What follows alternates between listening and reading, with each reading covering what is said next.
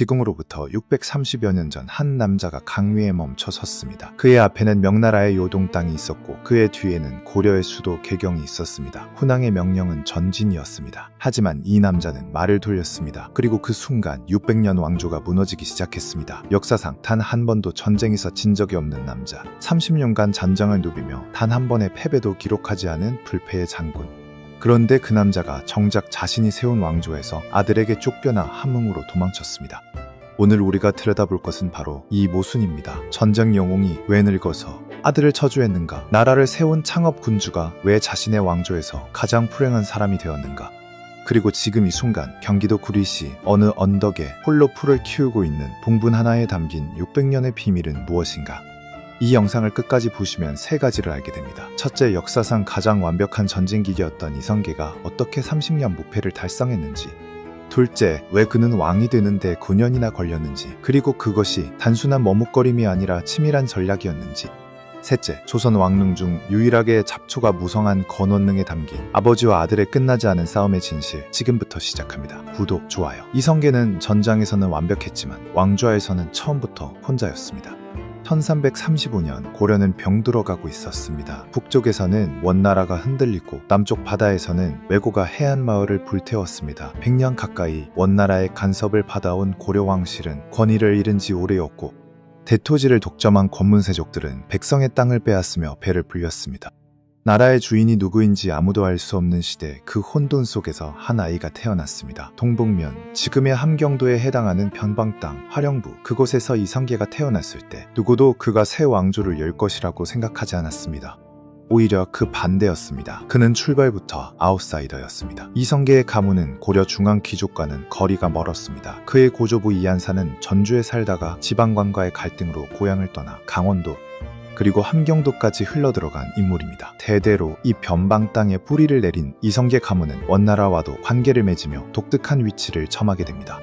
이성계의 아버지 이자추는 원나라가 설치한 쌍성총관부에 천어벼슬을 지냈는데 이는 곧 그 가문이 고려 중심부가 아닌 변방과 원나라 사이에서 생존의 줄타기를 해왔다는 뜻입니다.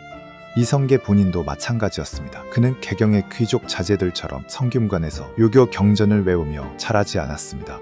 그는 말 위에서 자랐고 활을 손에 쥐고 자랐습니다. 북방의 거친 바람 속에서 몸을 단련한 이 변방의 무인은 고려 중암정계에서 보면 분명히 이방인이었습니다. 그런데 바로 이 이방인 신분이 역설적으로 그가 새 역사를 쓸 수 있는 조건이 되었습니다. 기존 권문세족들은 서로 뒤엉킨 이해관계와 혈연으로 묶여 있어서 누구도 진짜 개혁을 원하지 않았습니다. 고려를 갈아엎으려면 고려로부터 잃을 것이 없는 사람이 필요했습니다. 그리고 그 사람이 바로 함경도 변방에서 말을 몰고 자란 이성계였습니다. 이성계의 이름이 처음 역사 기록에 강렬하게 등장한 것은 그가 22세가 되던 해입니다. 아버지 이자춘이 공민왕을 도와 쌍성총관부를 탈환하는데 공을 세우면서 이성계는 고려무장으로서의 첫걸음을 내딛습니다. 그리고 이후 30년 이 남자는 단 한 번도 전쟁에서 지지 않았습니다. 이것은 과장이 아닙니다. 기록에 남아있는 모든 전투에서 이성계는 이겼습니다. 1362년 홍건적이 두 번째로 고려를 침공했을 때입니다. 홍건적은 원나라의 반기를 든 한족 농민 반란군으로 10만이 넘는 대군을 이끌고 개경까지 함락시켰습니다. 공민왕은 남쪽으로 피난을 떠나야 했고 고려는 패닉 상태에 빠졌습니다. 이 절체절명의 순간 이성계는 2,000명의 병사를 이끌고 개경 탈환 작전에 참여했습니다. 그는 삼봉에서 직접 싸웠습니다. 성문을 향해 돌진하는 그의 모습은 당시 전장에 있던 모든 이에게 깊이 각인되었습니다. 개경은 탈환되었고 이성계의 이름은 고려 전역에 퍼지기 시작했습니다. 1362년에는 나아추라는 인물이 등장합니다. 원나라 세력의 일원인 나아추는 수만 명의 병력을 이끌고 동북면을 침략했습니다. 이성계는 이 전투에서도 직접 말을 달려 적진을 교란하며 승리를 이끌어냈습니다. 나아추는 이후에도 몇 차례 더 침략을 시도했지만 이성계 앞에서는 번번이 물러서야 했습니다. 그런데 이성계를 진정한 전설로 만든 전투는 따로 있었습니다. 1380년 황산대첩입니다. 그 해 왜고의 침략은 단순한 약탈이 아니었습니다. 아지발도 혹은 아기발도라고 불린 젊은 왜고 장수가 이끄는 대군이 500척의 배로 진포에 상륙했습니다. 고려 수군이 화포로 배를 불태워 퇴강로를 차단하자 왜고들은 말 그대로 죽기 살기로 육지를 돌아다니며 약탈을 자행했습니다. 경상도 및 전라도 일대가 쑥대밭이 되었고 백성들의 피해는 이루 말할 수 없었습니다. 이성계가 삼도 순찰사로 이 전투에 나섰을 때 전하는 결코 쉽지 않았습니다. 문제는 아기발도였습니다. 그는 놀라운 전투 능력을 지닌 인물인데다 그의 갑옷이 문제였습니다. 온몸을 덮은 완전 무장이었는데 말 그대로 틈이 없었습니다. 화살이 어디를 향해도 튕겨나갔습니다. 고려병사들이 아무리 공격해도 아기발도를 쓰러뜨릴 수 없었고 그가 진두지휘하는 동안 왜구들의 사기는 꺾이지 않았습니다. 이성계는 잠시 전선을 살폈습니다. 그리고 그의 눈에 아기발도의 투구 꼭지가 들어왔습니다. 그는 옆에 있던 이지란에게 말했습니다. 내가 저자의 투구 꼭지를 맞출 테니 내가 그 순간 얼굴을 쏴라. 이것이 전쟁입니까? 아니면 예술입니까? 이성계의 화살이 날아갔습니다. 아기발도의 투구 꼭지가 정확히 맞았습니다. 투구가 흔들리며 살짝 들렸습니다. 그 찰나 이지란의 화살이 아기발도의 얼굴을 꿰뚫었습니다. 왜구의 총수가 말 위에서 쓰러지는 것을 본 순간 수만 명의 왜구들은 공황 상태에 빠졌습니다. 황산 일대는 아기발도를 따르던 왜구들의 시체로 덮였습니다. 황산 대첩은 그렇게 끝났습니다. 이성계의 활솜씨에 대한 기록은 실로 놀랍습니다. 달리는 말 위에서 활을 쏘는 것은 기본이고 적이 던진 창을 공중에서 화살로 맞추었다는 기록도 있습니다. 그는 단순한 무장이 아니었습니다. 당대 기록자들은 그를 가리켜 신기, 즉 신의 기술을 지닌 자라고 표현했습니다. 그리고 이 불패의 장군 곁에는 언제나 8마리의 말이 있었습니다. 팔준이라고 불린 이 말들은 이성계가 전장을 누비며 함께한 특별한 동반자들이었습니다. 유린청, 횡웅굴, 추푸모, 발전자, 용등자, 사자왕, 현표, 응상배 이름 하나하나에서 그것들이 얼마나 뛰어난 말들이었는지 짐작이 갑니다.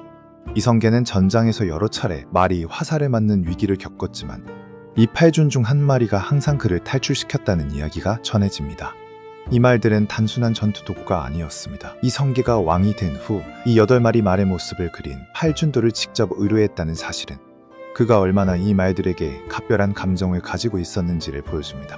전장에서 가장 믿을 수 있는 것은 동료도 부하도 아닌 자신의 말이었을지도 모릅니다. 암신년의 전장 단 한 번의 패배도 없는 기록. 이성계는 단순히 강한 장군이 아니었습니다. 그는 전장이라는 세계에서 완전히 다른 차원의 존재였습니다. 그렇기 때문에 다음에 일어날 일은 더욱 충격적입니다. 1388년 봄 고려조정은 전쟁을 결정했습니다. 상대는 명나라였습니다. 사건의 발단은 명나라의 일방적인 통보였습니다. 명나라는 고려에 철령이를 설치하겠다고 알려왔습니다. 철령 이북의 땅, 즉 고려의 동북면 상당 부분을 명나라의 직할령으로 삼겠다는 것이었습니다. 고려 입장에서는 영토를 빼앗기는 것이나 다름없었습니다. 권문세족의 핵심이자 최고 실권자였던 최영 장군은 분노했습니다. 그는 요동 정벌을 주장했습니다. 명나라의 요동 땅을 공격하여 기선을 제압하자는 것이었습니다. 홍민왕 이후 약해진 왕권 아래에서 실권을 쥔 최영의 주장에 우왕은 동의했습니다. 이성계는 반대했습니다. 그는 4가지 이유를 들었습니다. 역사에서 사불가론이라고 부르는 주장입니다. 첫째, 작은 나라가 큰 나라를 치는 것은 옳지 않습니다. 둘째, 여름철 농번기에 군대를 움직이면 농사를 망칩니다. 셋째, 원정을 간 사이 남쪽에서 왜구가 침략할 수 있습니다. 넷째, 장마철에 활의 악효가 풀리고 병사들이 전염병에 걸릴 위험이 있습니다. 이 4가지는 모두 합리적인 군사적 판단이었습니다. 하지만 조정은 이성계의 말을 듣지 않았습니다. 원정군이 출발했습니다. 좌군 도통사 조민수, 우군 도통사 이성계가 이끄는 군대는 압록강을 향해 북진했습니다. 그리고 5월 그들은 압록강 하구의 작은 섬에 도착했습니다. 유아도 섬에 도착한 이성계의 눈앞에 펼쳐진 것은 절망적인 풍경이었습니다. 장마비가 쏟아지고 있었습니다. 강물이 불어 도강이 불가능했습니다. 그의 예측이 정확히 맞아떨어지고 있었습니다. 병사들은 진흙 속에서 쓰러져갔고 활용자가 속출했습니다. 이성계는 개경에 여러 차례 회군을 청하는 서신을 올렸습니다. 왕의 답장은 없었습니다. 최영의 고집이 왕명을 좌우하고 있었습니다. 그리고 이성계는 결단을 내렸습니다. 회군, 그가 말머리를 돌리는 순간 이것은 단순한 군사적 결정이 아니었습니다. 이것은 반란이었습니다. 군왕의 명령을 어기고 군대를 돌리는 것은 죽음으로도 속죄하기 어려운 행위였습니다. 이성계는 그것을 알고 있었습니다. 그럼에도 그는 돌아왔습니다. 회군 소식이 전해지자 개경은 패닉에 빠졌습니다. 최영은 결사항전을 주장했지만 천하의 이성계가 이끄는 군대를 막을 힘은 없었습니다. 개경은 순식간에 함락되었고 최영은 체포되어 유배를 떠났다가 끝내 처형되었습니다. 우왕은 폐위되었습니다. 역사는 여기서 결정적인 질문을 던집니다. 이성계는 처음부터 왕이 되려 했던 것일까요? 이후의 행적을 보면 그것이 즉흥적인 야망이 아니었음을 알 수 있습니다. 위화도 회군 이후 그는 4년을 더 기다렸습니다. 고려 왕조를 직접 무너뜨리는 대신 조금씩 단계적으로 권력을 장악해 나갔습니다. 그리고 그 배경에는 한 지식인의 치밀한 설계가 있었습니다. 정도전이 이름을 빼고는 조선의 건국을 설명할 수 없습니다. 정도전과 이성계의 만남은 1383년으로 기록되어 있습니다. 당시 정도전은 유배와 자천을 반복하며 기약 없는 세월을 보내고 있었습니다. 법문세족 중심의 고려 사회에서 그의 개혁 사상은 받아들여질 수 없었습니다. 그는 가난했고 지쳐 있었습니다. 동국면으로 이성계를 찾아간 정도전의 눈앞에 펼쳐진 것은 잘 훈련된 대규모 군사 조직이었습니다. 그는 그 군대를 한동안 묵묵히 바라보다가 이렇게 말했습니다. 이만한 군대로 무슨 일인들 못하겠습니까? 이 한 문장에 모든 것이 담겨 있었습니다. 정도전에게는 새 나라를 설계할 지식과 이념이 있었고 이성계에게는 그 설계를 현실로 만들 군사력이 있었습니다. 두 사람은 서로에게 없는 것을 가지고 있었습니다. 그리고 이 만남이 조선이라는 나라를 잉태했습니다. 정도전의 전략은 명확했습니다. 무력으로 단숨에 왕위를 빼앗는 것은 찬탈자라는 오명을 뒤집어쓰는 가장 빠른 길입니다. 그는 이성계가 민심의 지지를 얻는 과정, 그리고 기존 왕조가 스스로 무너지는 과정을 기다려야 한다고 생각했습니다. 1388년 위화도 회군으로 실권을 장악한 이후 이성계와 정도전이 가장 먼저 손댄 것은 토지 문제였습니다. 권문세족들은 수십 년, 수백 년에 걸쳐 불법으로 백성의 땅을 빼앗아왔습니다. 국가재정이 바닥나고 백성이 굶어 죽는 동안 이 귀족들의 창고는 넘쳐 흘렀습니다. 이성계 세력은 과전법을 실시했습니다. 기존의 모든 토지 문서를 불태우고 토지제도를 새로 정립하는 당시로서는 혁명적인 조치였습니다. 토지 문서가 불타는 날 대경거리로 쏟아져 나온 백성들이 손뼉을 치며 환호했다고 합니다. 대대로 자신들의 땅을 빼앗아온 귀족들에 대한 분노, 그리고 새로운 세상에 대한 기대가 터져나오는 순간이었습니다. 민심은 이미 이성계를 향하고 있었습니다. 그러나 왕조를 교체하는 것은 민심만으로 되지 않았습니다. 형식이 필요했습니다. 명분이 필요했습니다. 정도전은 이것을 누구보다 잘 알고 있었습니다. 1392년 7월 고려의 마지막 왕 공양왕이 옥세를 내놓았습니다. 그런데 이성계는 곧바로 왕위에 오르지 않았습니다. 그는 고려 왕실의 어른인 대비에게 새 왕을 추대해달라는 요청을 올리는 절차를 밟았습니다. 대비의 교지가 내려오는 형식을 통해 왕조 교체가 정당한 선양의 모습을 갖추도록 한 것입니다. 이것이 정도전의 설계였습니다. 무력은 이미 장악했지만 형식은 합법적으로, 결과는 혁명이지만 모양새는 순리대로 1392년 7월 17일 이성계는 새 왕조의 첫 번째 왕이 되었습니다. 국호를 무엇으로 할 것인가? 이성계는 명나라에 두 가지 이름을 올렸습니다. 조선과 화령. 명나라 황제는 조선을 선택했습니다. 단군조선의 이름을 계승하는, 그리고 기자조선의 덕치를 본받겠다는 의미를 담은 국호였습니다.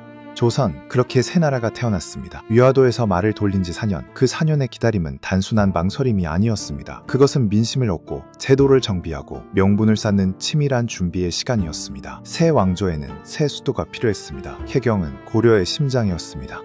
500년 왕조의 흔적이 거리마다, 건물마다, 사람마다 배어있는 곳이었습니다. 이성계에게 혜경은 자신이 뒤집어 엎은 왕조의 도시였습니다. 새 나라의 정신을 심기 위해서는 새 땅이 필요했습니다. 태조는 천도 후보지를 여러 곳 검토했습니다. 계룡산 일대가 거론되기도 했고 우아, 지금의 연세대학교 일대도 후보에 올랐습니다.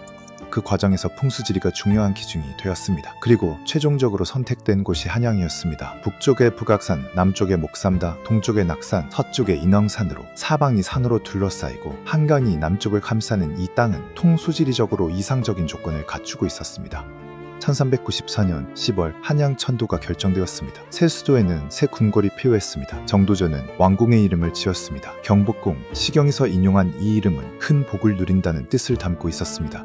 경복궁의 각 정각 이름도 정도전이 지었습니다. 큰정전, 사정전, 강령전, 이름 하나하나에 유교적 이상 정치의 가치가 담겼습니다. 태조시대에 이루어진 제도 정비는 단순히 하드웨어를 교체하는 수준이 아니었습니다. 정도전을 중심으로 한 개혁 세력은 조선이라는 나라의 운영 원리 자체를 새로 설계했습니다. 그 설계의 핵심은 재상 중심의 정치였습니다. 정도전은 왕이 모든 것을 결정하는 전제 군주제보다 뛰어난 재상이 정치를 주도하는 체제가 더 안정적이라고 믿었습니다. 그는 조선 경국전을 편찬하며 이 나라의 법적 기초를 놓았습니다. 이 설계는 후에 이방원과 충돌하게 됩니다. 하지만 그것은 나중의 이야기입니다. 지금 조선은 막 시작된 나라였습니다. 그리고 태조 이성계는 그 나라의 중심에 서서 잠시이지만 진정한 의미의 왕이었습니다. 이성계에게는 두 명의 부인이 있었습니다. 첫 번째 부인 한씨는 이성계가 전장을 누비는 동안 집안을 지킨 조강지처였습니다.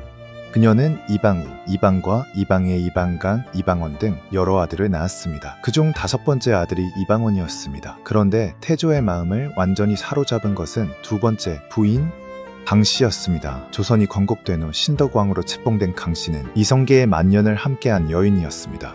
이성계는 그녀를 깊이 사랑했습니다. 단순한 총애가 아니었습니다. 강씨는 두 아들을 낳았습니다. 이방번과 이방석. 이성계는 1392년 건국과 함께 세자를 책봉해야 했는데 그는 강씨의 막내 아들인 이방석을 세자로 책봉했습니다. 당시 이방석의 나이는 불과 10살이었습니다. 이방원은 이것을 받아들일 수 없었습니다. 이방원은 이성계의 아들들 중 가장 뛰어난 인물이었습니다. 고려 말 과거의 급제한 문신이면서도 무술과 정치력을 겸비한 그는 위화도 회공과 조선 건국 과정에서 이성계의 곁에서 핵심적인 역할을 했습니다. 정몽주를 선주교에서 제거한 것도 이방원이었습니다. 새 왕조를 위해 그만큼 손에 피를 묻힌 사람도 없었습니다. 그런데 세자는 10살짜리 이방석이 되었습니다. 강씨 소생의 어린아이가 이방원의 분노는 이성계를 향한 것이 아니었습니다. 정확하게는 강씨와 강씨의 뒤를 봐주는 정도전을 향한 것이었습니다. 정도전의 재상 중심 정치로는 어린 세자를 앞에 내세우고 신하들이 나라를 운영하는 체제를 의미했습니다. 이방원의 눈에 이것은 자신을 제거하기 위한 포석으로 보였습니다. 1396년 신덕왕후 강씨가 세상을 떠났습니다. 이성계의 슬픔은 침량할 수 없었습니다. 그는 도성한 지금의 정동일대 강씨의 능인 정릉을 조성했습니다. 도성 밖에 왕릉을 두는 것이 관례였지만 이성계는 아내를 가까이 두고 싶었습니다. 그것도 모자라 정릉 근처에 흥천사라는 절을 세워 강씨의 명복을 빌도록 했습니다. 하지만 그녀의 죽음은 이방원의 행동을 막는 마지막 억제력을 거두어 버렸습니다.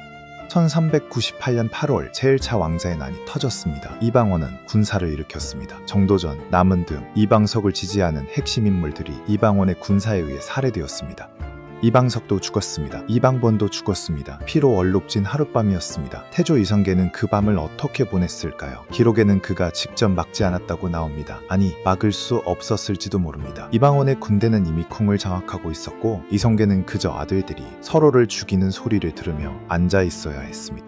자신이 세운 나라에서 자신의 아들들이 자신이 세자로 세운 또 다른 아들을 죽이는 것을 막지 못하는 왕, 이것이 그 밤의 이성계였습니다.